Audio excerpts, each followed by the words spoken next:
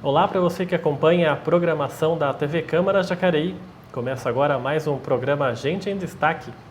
E hoje eu vou conversar com um dos maiores expoentes da arbitragem brasileira, Emídio Marques de Mesquita. Bom, seu Emídio, obrigado pela sua participação aqui no nosso programa.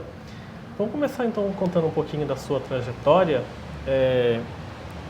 Como é que começou a sua história na arbitragem? Como é que foi esse começo? Eu que agradeço a oportunidade, como filho de Jacareí que sou, quando eu entrei no ginásio, que eu tinha 11 anos de idade, e que nós fizemos os testes médicos, um médico chamou meu pai e disse que eu tinha uma lesão no coração e me deu 6 meses de vida. Para que eu não ficasse preocupado e tomar conhecimento da situação, eu era obrigado a ir às aulas de educação física, mas não praticá-las. E já que eu estava lá, me deram um apito, e esse apito mudou sobre certos aspectos da minha vida, me propiciou uma carreira hoje em torno de 55 anos voltada à arbitragem. Eu tive uma atividade no basquetebol inicialmente, durante 10 anos, depois 25 anos no futebol, e continuo ligado às duas atividades, tanto ao futebol como ao basquetebol. O senhor foi então um professor de educação física que deu para o senhor o apito, então? Foi o professor Juvenal Veiga Soares, que na época era o professor aqui do Colégio Estadual, e foi ele que me propiciou o início dessa atividade. E logo de cara o senhor já começou a gostar de apitar jogos? Sim, gostei, porque normalmente todo mundo gosta de jogar, e quando você não joga bem, era preferível ser um ato de destaque do que ser mais um jogador. E isso realmente mexeu comigo, e nós tivemos a possibilidade de começar muito cedo, e daí seguir em frente. Nessa época, logo no comecinho, que o senhor já começou a se projetar na arbitragem, né? Nós tivemos, naquela época nós tínhamos, no mês de julho, jogos do Vale do Paraíba. Eu fui assistir em Mogi das Cruzes uma rodada normal e que não começava a partida. Daí ficamos esperando, que eu soube que estava faltando um árbitro. Daí vieram falar comigo, tem um moleque aí de Jacareí que apita, me convidaram e eu acabei apitando a partida que antecedeu o jogo de Jacareí. No dia seguinte me convidaram para voltar.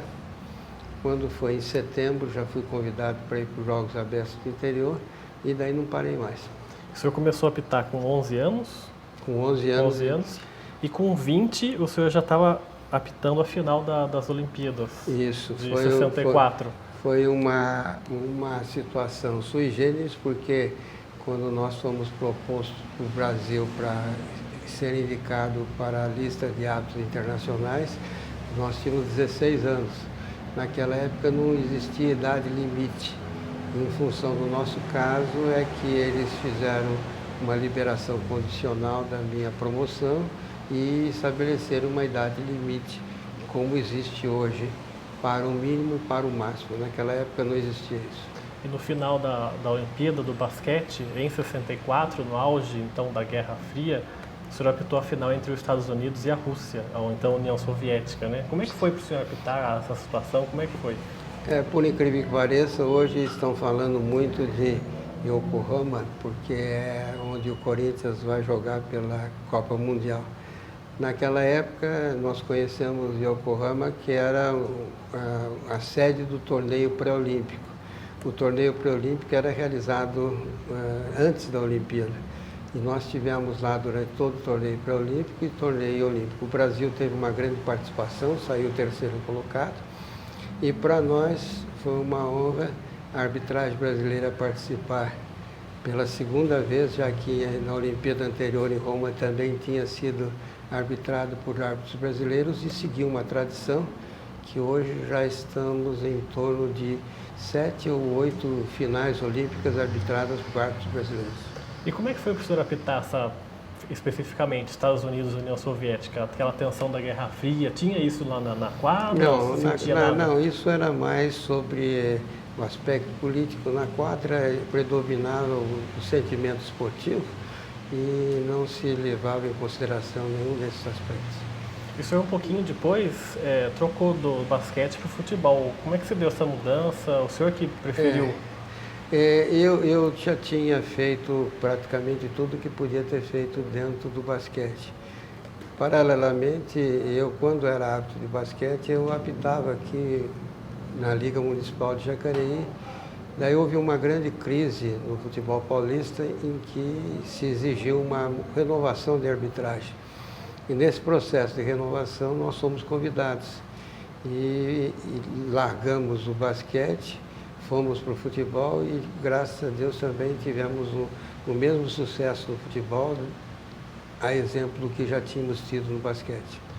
Inclusive nessa reciclagem que o senhor falou da arbitragem no futebol, que começou a se dar em janeiro de 68, Isso. Foi com o Arnaldo César Coelho também estava participando disso. Nesta época, houve uma crise que o Corinthians não ganhava o Campeonato Paulista e exigiu da federação essa mudança. Então foram me buscar, junto com José de Oliveira e José Astolfi no basquetebol, foram buscar no futsal Oscar Escofro, Vilmar Serra e Milton Jorge, trouxeram do Rio de Janeiro o Arnaldo César Coelho, que estava começando, que era Revelação do Rio, e veio o nosso grande professor da Argentina, que era o Roberto Goicoechea.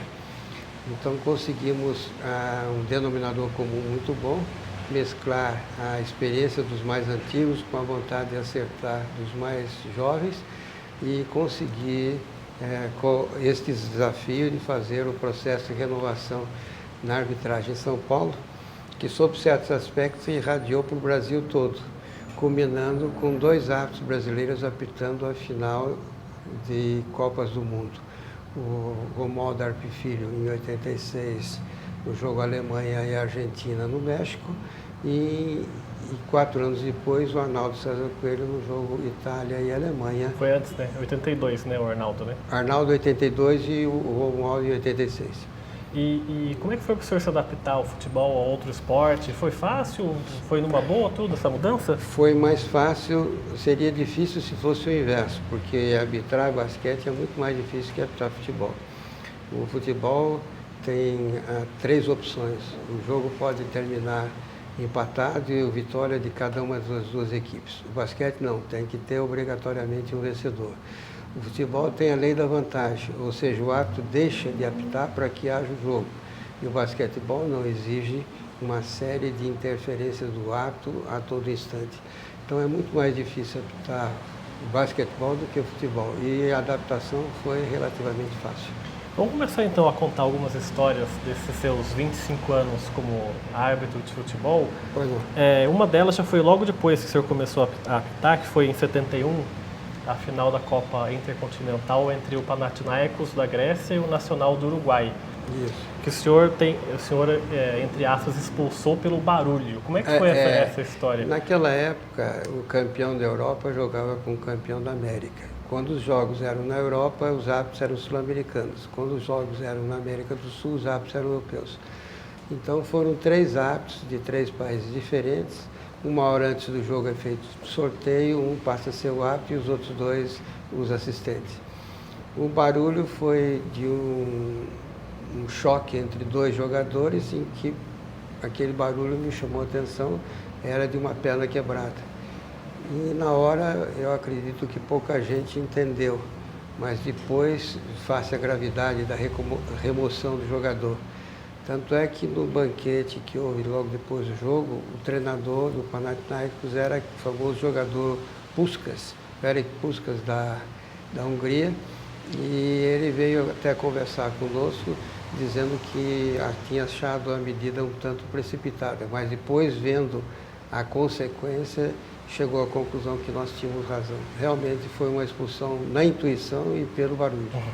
Quer dizer, eles não entenderam no imediato ali, mas depois que o senhor explicou... Depois o jogador saindo removido da forma com que ele estava, que ficou esclarecido. Mas isso faz parte da arbitragem. A sensibilidade tem que estar acima de tudo. E, graças a Deus, isso é que faz com que haja o diferencial daqueles árbitros mais preparados daqueles árbitros menos preparados. E em 74, no dia 2 de outubro, o senhor apitou a despedida do Pelé no Santos, contra a Ponte Preta. Sim. Quando o senhor recebeu a notícia que ia apitar esse jogo, qual foi a sensação, a importância? Foi uma sensação muito boa, porque existia até uma aposta entre vários árbitros que queriam participar desse jogo. E eu não estava preocupado com essa escalação. Talvez seja por esse motivo que a federação tenha me colocado no jogo, e eu fiquei muito orgulhoso pela lembrança. Realmente foi muito marcante, principalmente levando em consideração a importância da carreira que teve o Pelé para o futebol do mundo, e nós termos podido participar daquele encontro. O senhor ficou com a bola do jogo, não ficou? A bola do jogo ficou comigo durante algum tempo, e quando houve uma questão política entre cariocas e paulistas dentro da CBF, o vice-presidente, que era aqui de São Paulo, Dr. José Emílio de Moraes Filho, foi ao Rio para defender o futebol de São Paulo e defender a nossa participação. Então, em agradecimento, nós demos a bola do jogo a ele, e essa bola, depois que ele veio a falecer, ele está de posse do filho, e ainda recentemente tive numa cerimônia em que ele me disse: fique despreocupado que a bola está bem guardada comigo. Uhum. E a gente sabe que nos jogos de futebol existem árbitros e árbitros também diferentes. Uns com posturas mais agressivas, como era o caso do Cid Vanderlei Bosquilha, outros mais tranquilos. O senhor adotou qual postura durante esses 25 anos? A mesma que estou adotando aqui. Eu acho que você não pode se mudar, você tem que ser uma coisa só. E o árbitro não pode nunca fazer com que o seu temperamento vá à frente da função que ele está investido. Então ele não se pertence, ele tem que mais compromissos e mais cobranças do que qualquer outra pessoa. Então ele tem que ter um equilíbrio de tal natureza, porque quem dirige tem que saber o que está fazendo e por que está fazendo. Então o do Cid Vanderlei Bosquilha era pavio curto fora do campo também, do mesmo jeito? Ele tinha um perfil de policial, porque eu conheci este árbitro como policial militar e depois policial civil, e ele levava um pouco da sua atividade profissional para o campo. Eu respeito, mas não concordo, porque acho que cada coisa está no devido lugar. Nós só podemos exigir respeito respeitando. E qual era o jogador que mais reclamava com o senhor? Que sempre olha, você pode pegar os jogadores que eram mais conhecidos na praça, como useiros e vezeiros e encrenqueiros, e pode estar certo que nós nunca tivemos nenhum tipo de problema de relacionamento, porque o sempre tratamos com respeito, o sempre tratamos da forma com que estamos conversando aqui. E hoje eu tenho o prazer de ir a todos os clubes, a todos os estádios. Agora, recentemente, tivemos o sorteio lá da Copa das Confederações, e lá encontrei vários jogadores da minha época, e com todos eles sempre mantivemos e mantemos o mesmo relacionamento, porque a nossa conduta foi uma só. Tá certo, bom, senhor Midia, a gente vai fazer um rápido intervalo aqui para o nosso programa. O Gente em Destaque, então, volta daqui a pouco. Até já!